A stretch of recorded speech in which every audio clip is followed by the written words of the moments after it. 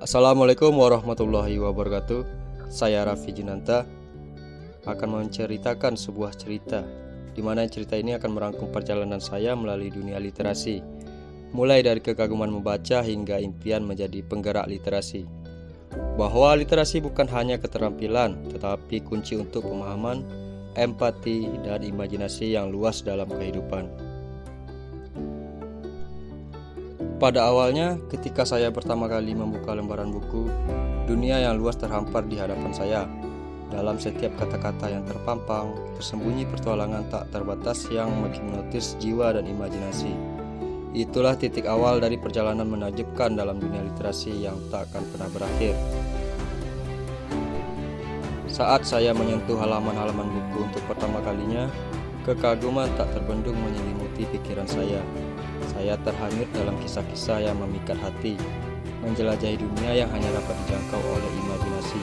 Setiap kata adalah jendela ke dunia baru, menerangi jiwa yang haus akan petualangan. Namun, keinginan untuk menggali lebih dalam tidak terhenti pada membaca semata. Saya pun mulai mengarang kata-kata sendiri, merangkai cerita-cerita yang hanya menghuni pikiran saya, dengan menorehkan mimpi dan petualangan baru. Saya merasa sebagai seorang penjelajah di lautan kata yang tak terbatas.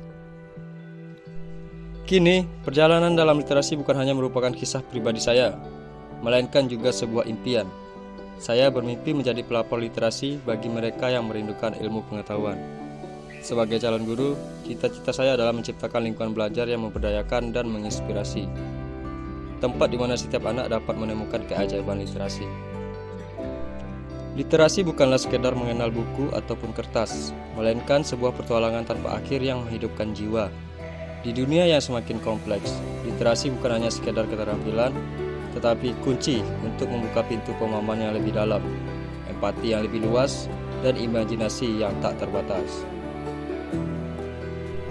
Setiap lembarannya terbuka menawarkan cerita baru.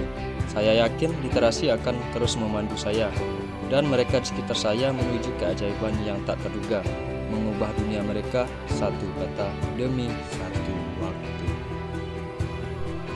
Demikianlah cerita perjalanan literasi hidup saya, yang dimana mulai dari sekedar mengagumkan buku cerita hingga eksplorasi pribadi dalam menulis cerita.